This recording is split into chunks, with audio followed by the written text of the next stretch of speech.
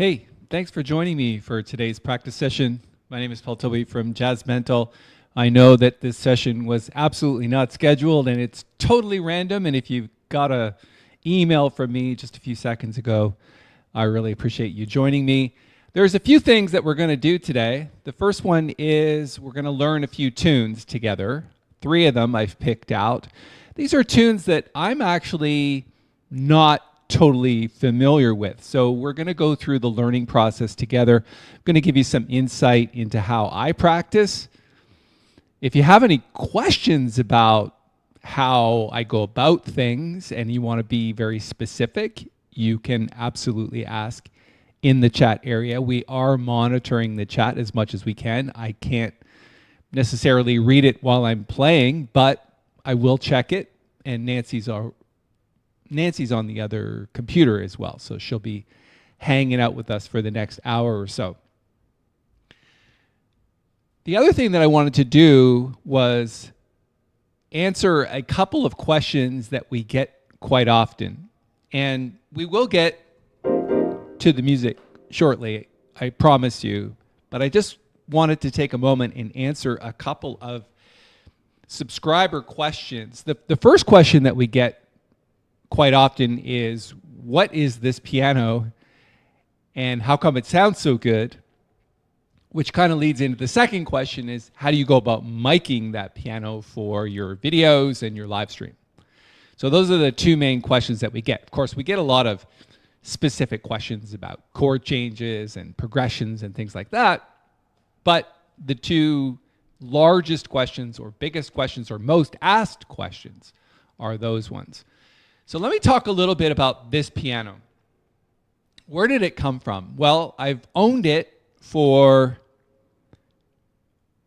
I'm going to say 30 years, approximately. It might be a little bit less, might even be a little bit more. I can't put my mind to that exactly right now.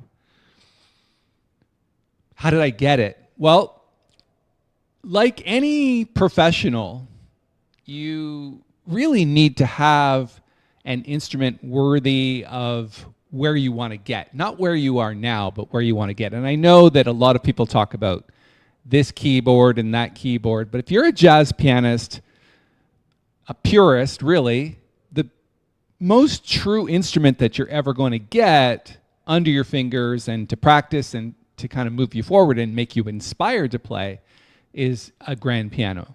Now, there are many different types of grand pianos, and when I was on the lookout for one, and I spent about a year, maybe a little bit more, looking for an instrument, I kept my ear to the ground. I kept going to music stores because, you know, a nice piano, you're looking at $50, $60, $70, or $1,000 or more. So what happened was, one day I was visiting my father, who lives in a place called Burford, and that's near Brantford. And I decided, because I knew that they used a piano tuner. His name was Wayne Howarth. I think that's his name, from what I can remember. He had a little piano shop on King George Road in Brantford. And I just stopped by there one afternoon on my way, or I could have been at the farm first and then bombing around Brantford. I don't remember exactly, but I went into the store with my wife, and they sell new Samics. It's an okay instrument. It's definitely mass-produced and manufactured, and I was looking for more of a higher-end situation, and I just asked him, do you have anything like that? Do you have better grand pianos that are here at the store? And he said, well, no, I don't. And I said, well, if you hear of anything or somebody's trying to sell one, just let me know. And he said, you know, there is a guy. He is a pretty good piano player, and he was in the store a while ago, and he said he might be thinking of getting rid of his grand piano. And I said, is it a nice instrument? And he said, yeah, I tune it, so it's beautiful. I'm like, what is it? He told me. And then I said, well, do you happen to have his phone number and name? He said his name is Bruce Wilson, and here is the phone number. Give him a call, see if he's interested in selling. And so the next day, my wife and I picked up the phone and called, and they said, well, I wasn't really thinking of selling, but come over anyway and have a look and see what you think, and we'll have a glass of wine. So my wife and I picked up a bottle of wine, and we went to Bruce and Sheila Wilson's house, totally like out of the blue. Knocked on the door. Very nice couple, just really lovely people. They invited us in, and in this quite small living room, it was like a split-level bungalow or something like that, from what I remember. This piano was in a room that was far too small for it. In fact, the keys were right up against there was a sliding door going out onto the deck, and that's where the piano was. It was like literally crunched in between this sliding door, and the room wasn't very large. So the piano was very boomy, and it didn't have a carpet in the room and whatever, and it wasn't particularly tuned well. But Bruce said, hey, do you want to sit down and play? So we opened a bottle of wine, and they all went out onto the deck. It was a nice summer day, and they chatted, and I just played the piano. And I think the first thing that I played on it was probably something that I had been working on at that time, but I seem to remember it was Chick Corea's Armando's Rumba.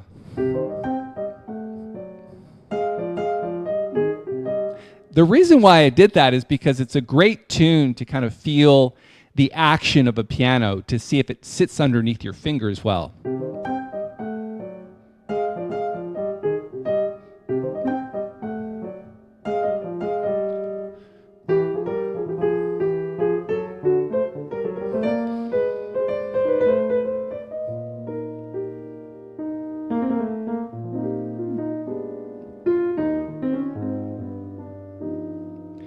And it goes on.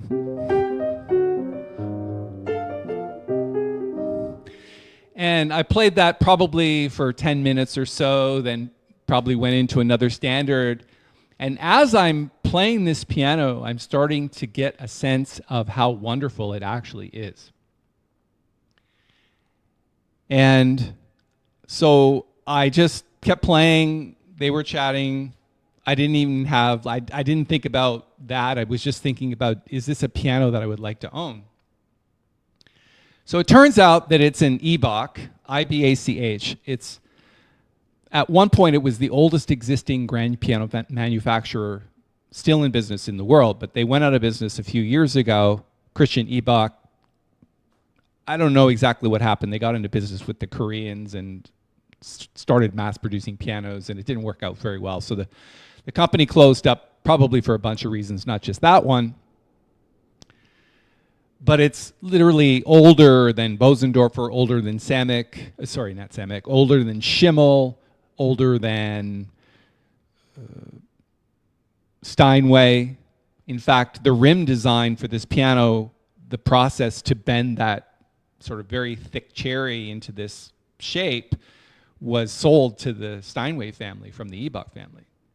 So it's a very fine piano. It's the only one in Canada, actually, that's an F3, which means it's 7 feet. It's a full grand, and it has ivory keys. So that's a very rare thing. So this is 1983, when you could still get ivory shipped into the country. This was the featured piano at the home show in Toronto by Remenyi. In fact, Remenyi's label is right here, which is a very famous piano dealer in Toronto, which many of you know Toronto. It's a very, very big city. It's like 8.5 million people in the GTA.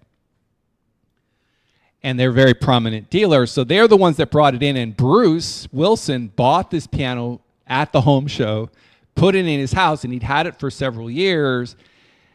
And I asked him at the end of the practice session, would you be willing to sell it? And if so, how much do you think you'd want for it? And he said, well, I'm going to need to think about that, because I don't think he actually knew what it was worth.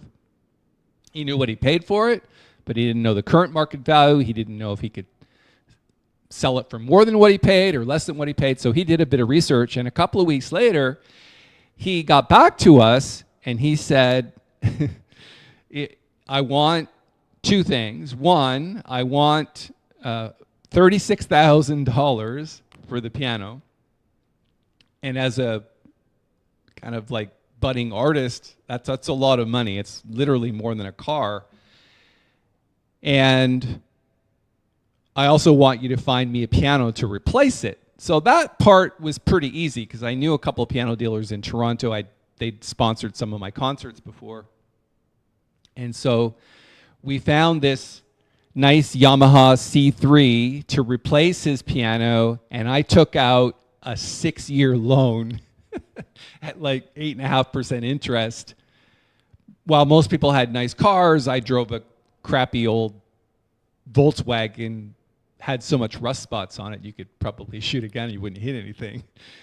But my piano was inspiring. And once it was in my place in Toronto, once it was tuned properly, and I keep tuning it regularly myself now, it just is such a wonderful instrument. And I think the point that I'm trying to make is, if you feel like you really want to make a go of being a professional musician, or you really want to up your game and you want to go totally advanced, you want to play for people, do concerts, things like that, you're going to need to be inspired to do that. And part of that process is getting yourself a very nice piano. Now, I'm not saying that you should go out and spend $36,000. And in fact, it was a very good investment because it keeps 60% of new value. I know what it's insured for, and let's just say it's a lot of money, 6 figures, in fact. And so the piano's appreciated over the years, but the most value that I've received from this piano is it's a relationship between the two of us, me and my Ebach. In fact, I wrote a song once called Conversations with Ebach.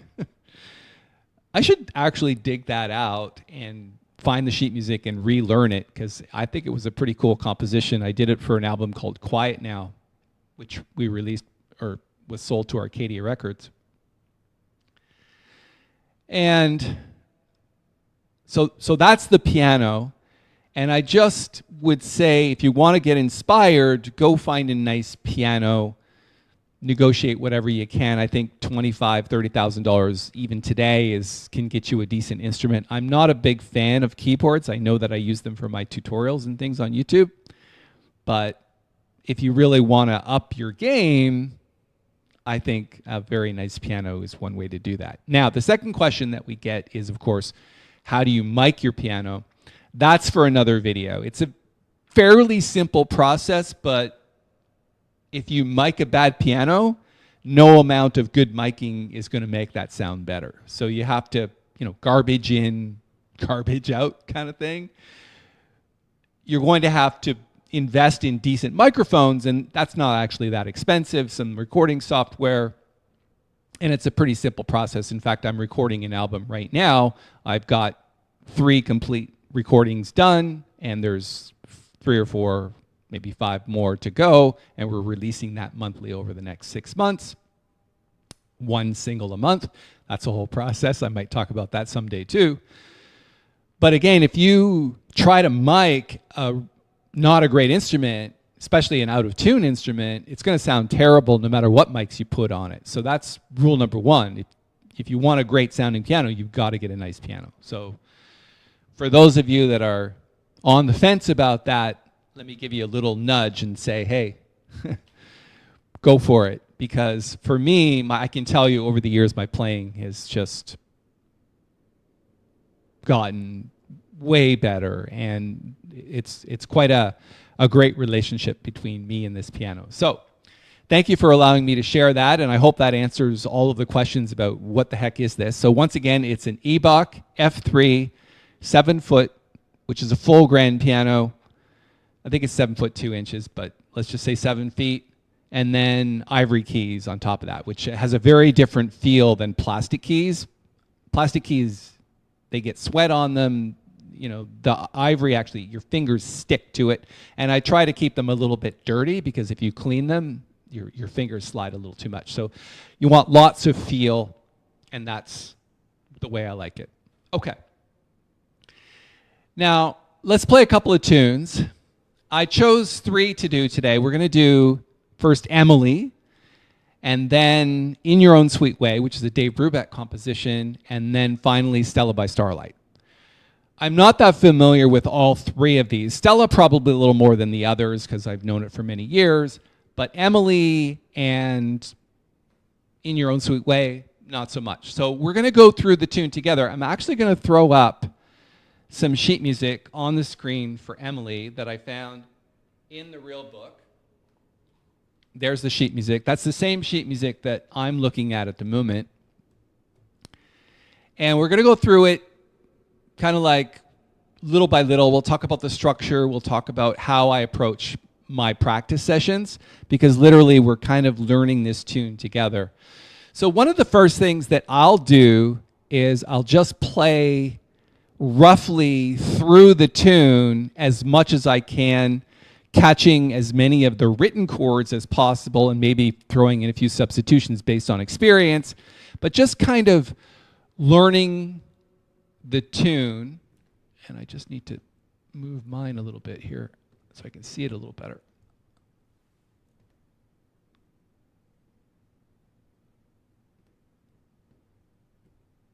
That's not working out so good.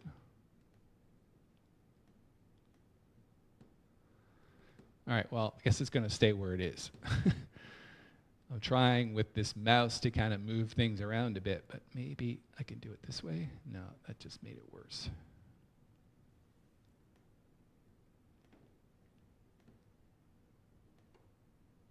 Oh, there we go.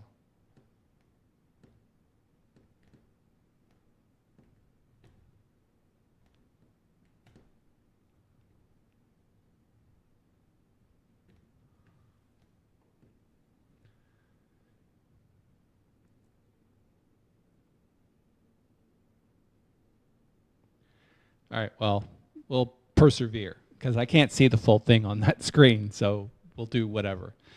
Okay, so let's just run through the tune a little bit and we'll see how far we get.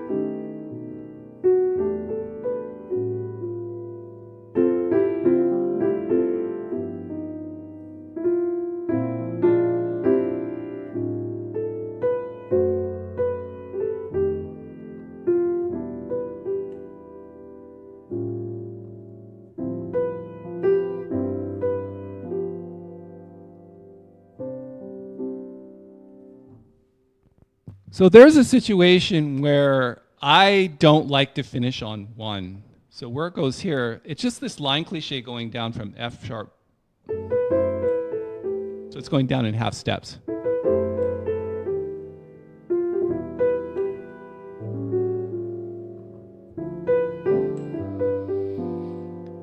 And then search for something that works, that doesn't finish the tune. I think D flat major 7.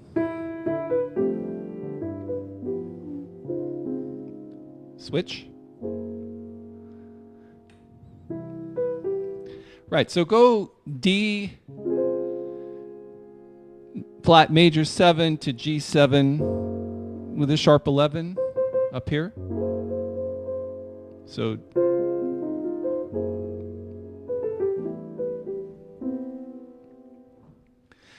then when I've gotten through it one time, I'll try to play it with a little more sort of feel, which obviously we're in 3/4 time, so it is a jazz waltz. So it's important to just get the feel of that 3/4, because I think most people play it like swing. You can play it as a ballad, but people like Bill Evans obviously definitely swing. So let's try and swing it a little bit and see what we get.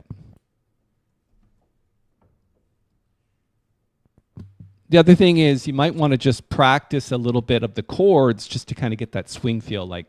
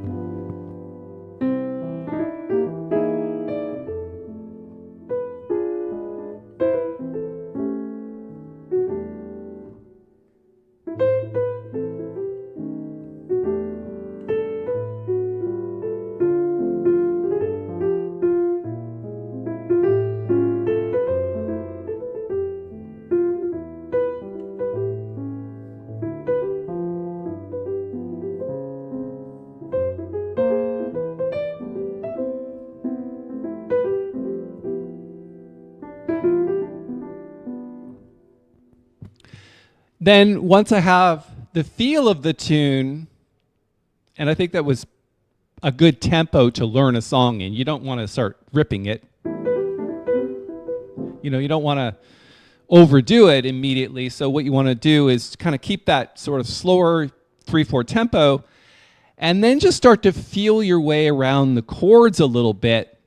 It's a little too early in the game to reharmonize it. So what I might do is just play some simple melodies, some simple improvising over the changes. Not too out there, obviously. Just maybe play the chords a little bit and some scales. And then out of that comes some reharm ideas. Because for me, the reharmonization doesn't necessarily come always from the melody, and while that's a good place to start, it often comes from improvising ideas. The two of those things combine. So let's see how we can just improvise it over it a little bit and see what we come up with.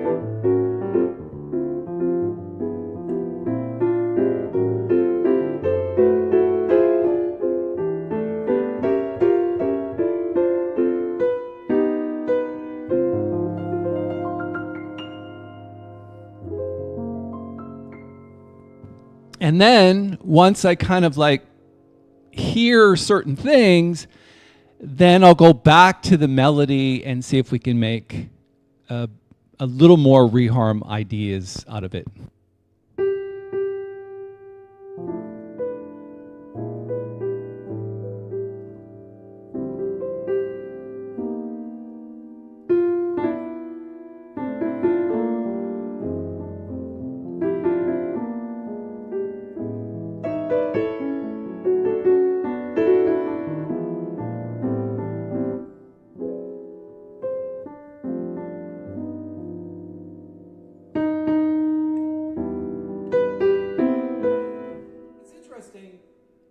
It's interesting. Sometimes when you get back to the C, and now we're kind of like the second half of the tune, so I can't really point it out to you, but 1, 2, 3, 4, 5, the fifth line down where it starts in the second half, like it's back to the main melody again. Try not to go to like the root. So like start on E minor instead. And you could even do E7.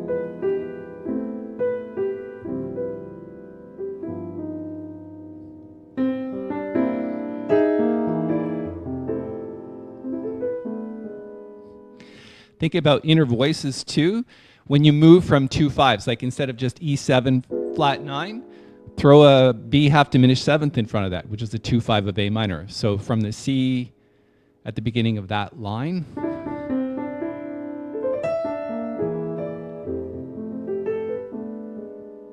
right? Little inner movement.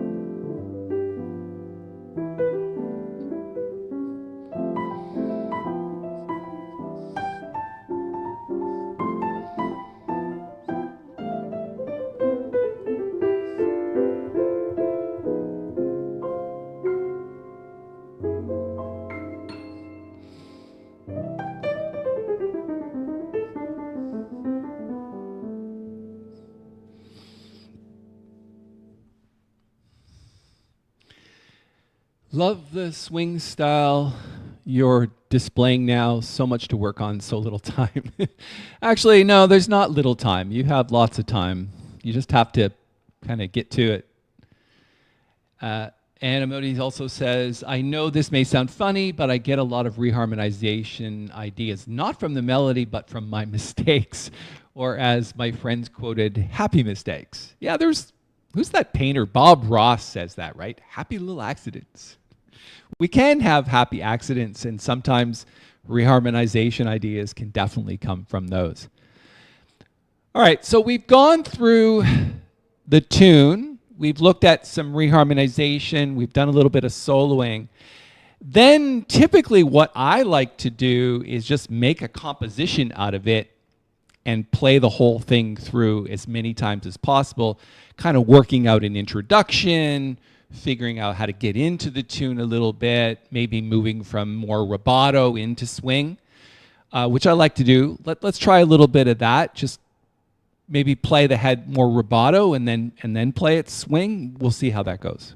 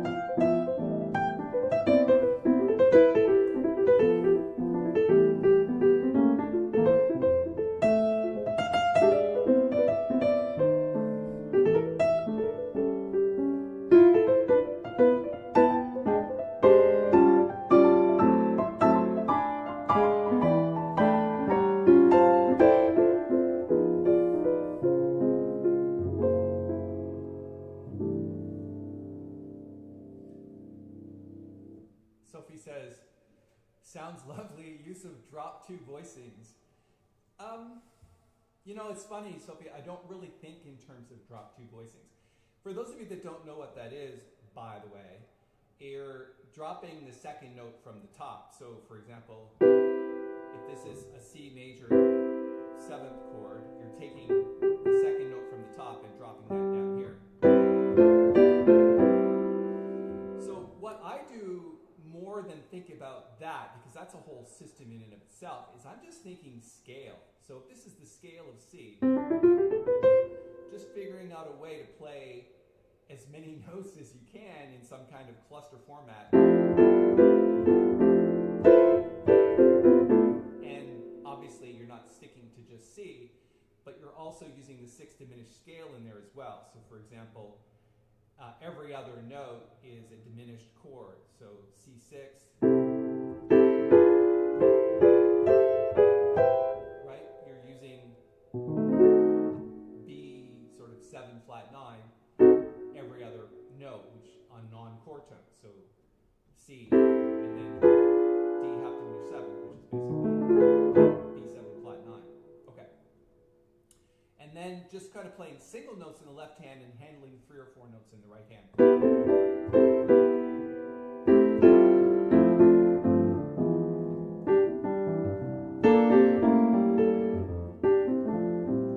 Because you got to leave the left hand free to kind of play roots as well, because it is solo piano. If there was no bass player, yeah, the left hand could get more involved, but right now it's kind of covering a lot of the roots as well. So.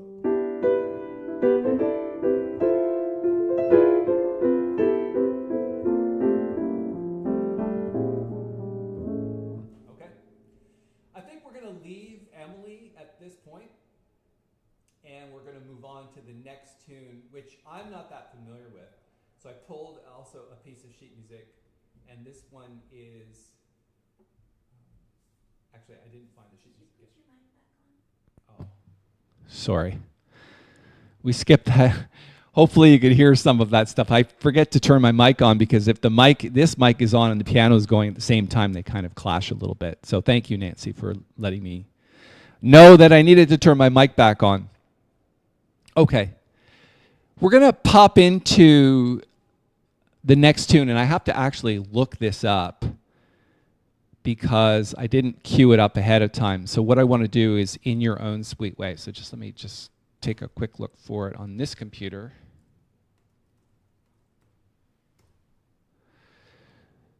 So Real Book 1, 232.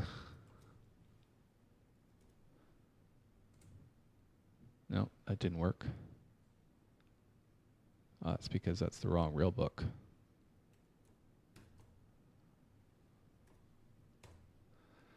Okay, so I have it here. Let me put it on the computer as well.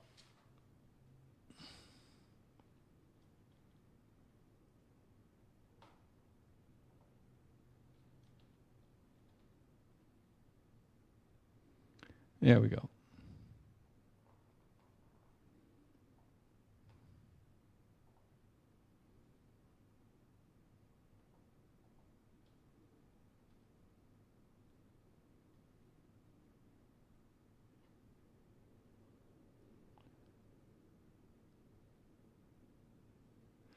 Now, the interesting thing about this tune, and I do remember a bit of it, is that in between each chorus, there is this E-flat Dorian thing happening,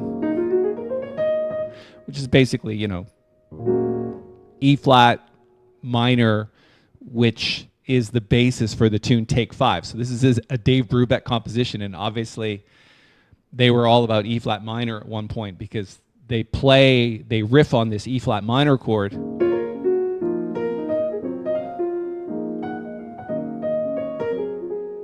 And they do that for like 8 bars in between each of the heads. So what we're going to do is just play like we did before, just play through the tune a little slowly, kind of learn it, get it under our fingers, use the changes that are in the real book, and then we think about reharm later.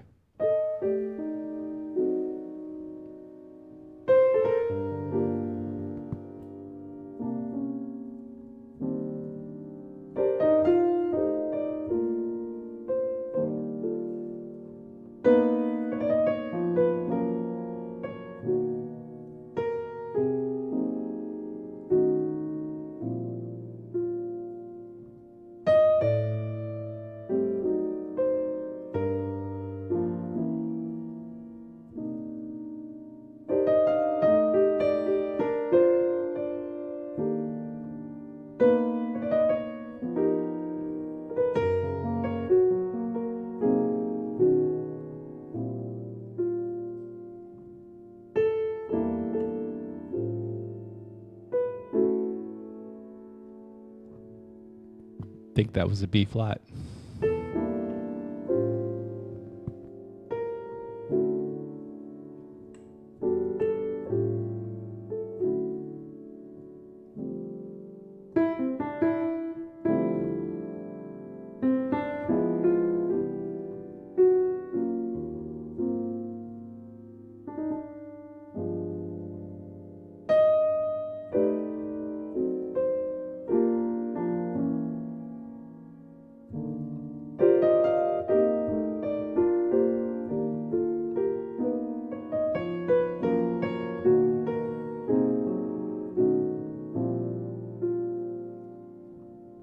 And then it dips to that E flat pedal.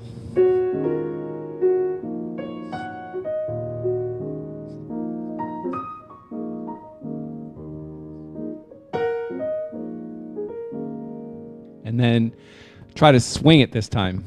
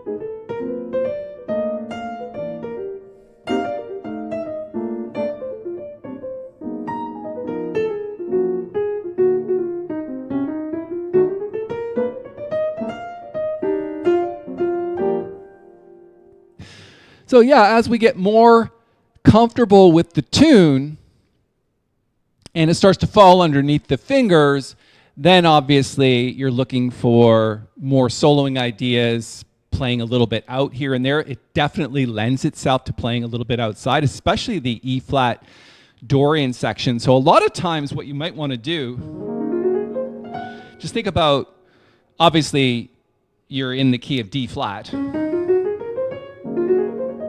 except you're starting on E flat, right? Dorian scale. And you got the whole Dave Brubeck thing, right? What I often think about is some kind of diminished scale which can kind of start to lead out. So the diminished scale, if you think about it starting on E flat, you want to go whole, half, whole. So, and then half, whole, half, whole, back to there. So it's just out a little enough. It's got this bluesy thing, which you can do, but it's also got extra notes here that kind of make it sound a little bit outside. So instead of just doing inside over E flat,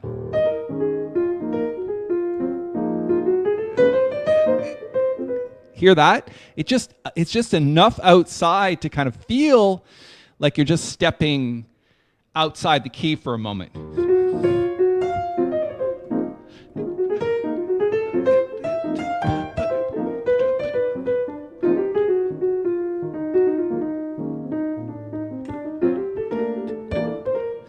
Okay?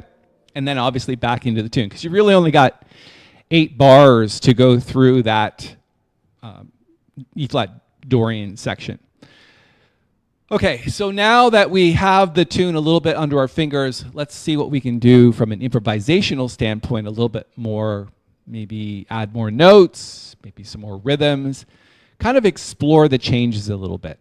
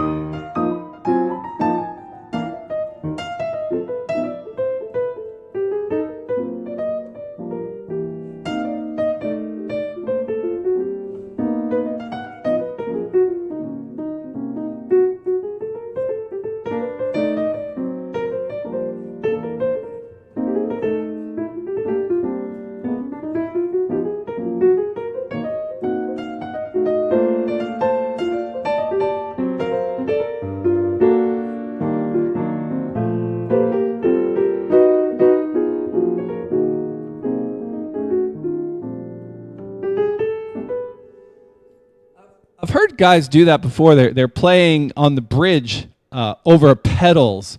So if it's 2-5 of D flat, or sorry, 2-5 of D major 7, and that's a minor 2-5, right? Play over the 5, which is the A chord, for like 4 bars.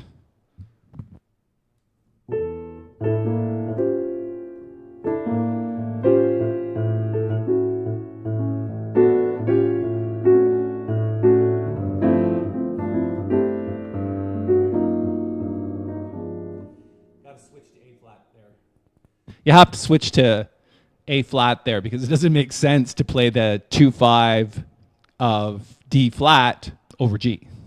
It might make sense if you did it a little differently. Let me try that.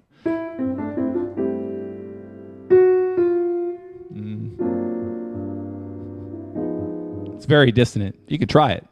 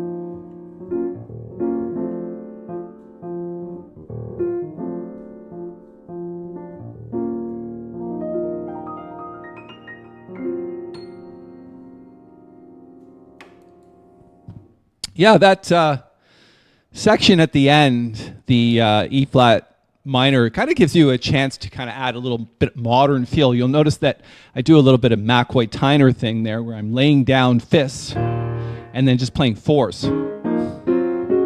Just the scale, really. If you look at that, each note is just from the Dorian scale.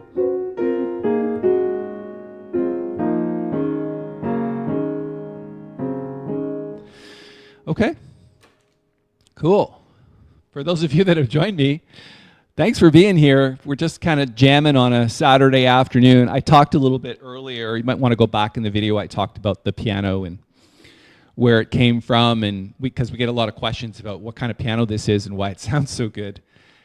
And you might want to skip back in the live stream at some point and just watch the whole thing, because I do talk about that, and I talk about practicing. We started with Emily, and then we're on to In Your Own Sweet Way. And I have a little bit of time left to kind of jam on Stella by Starlight. So let me throw up that sheet music just briefly, if I can find it.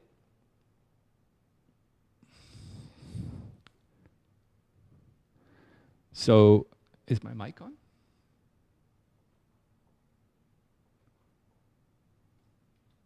Is my mic on? Yeah, my mic's on. Okay. Let me find that for you. I just need to find the actual page number.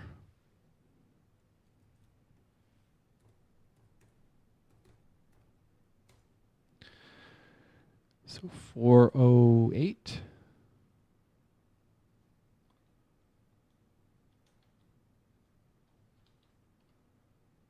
There we go. Just pull that up a bit. See if we get the whole tune in there. And let's just play a little bit of Stella by Starlight. It is a very lovely ballad.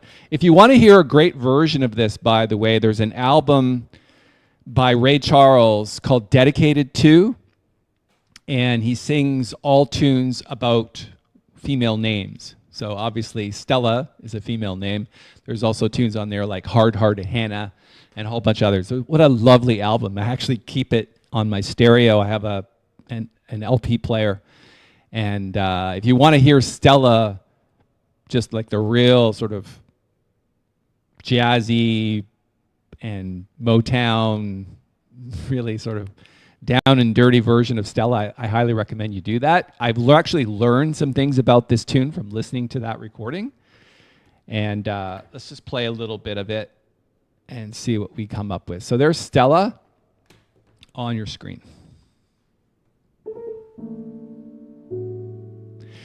Ray Charles does play it like a ballad, and it's beautiful.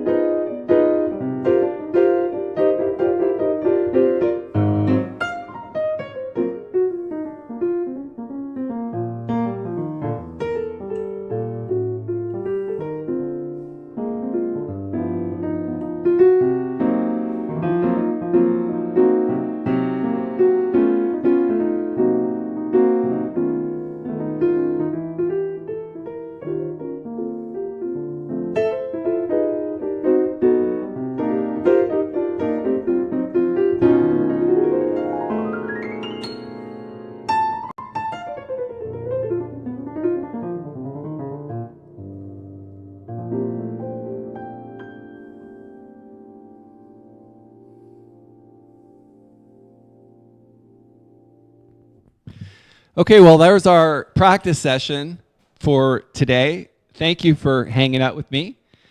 I see Amodi and Sophie and Dre and a couple others. Thanks so much for hanging out with me. I know there's more of you there. I know it was an unscheduled practice session, but I just was talking to my wife Nancy, and we got inspired to just kind of come on and talk a little bit about the piano and a little bit about how I go about practicing. I hope that was helpful to you. Thanks so much for your time. And if you want to go back at some point and listen to the whole video, we're going to leave it posted up. It's not going to be live anymore, of course, but it will be posted here on the JazzMentl channel. As always, if you could just do me a little favor, just reach down, hit the little thumbs up button. It really helps us here at the channel. And comments help as well. And even if it's not live, just make a comment. It really helps other people find this content, and we all could use a little bit of jazz content in our lives. Thanks so much for your time. We'll see you next time.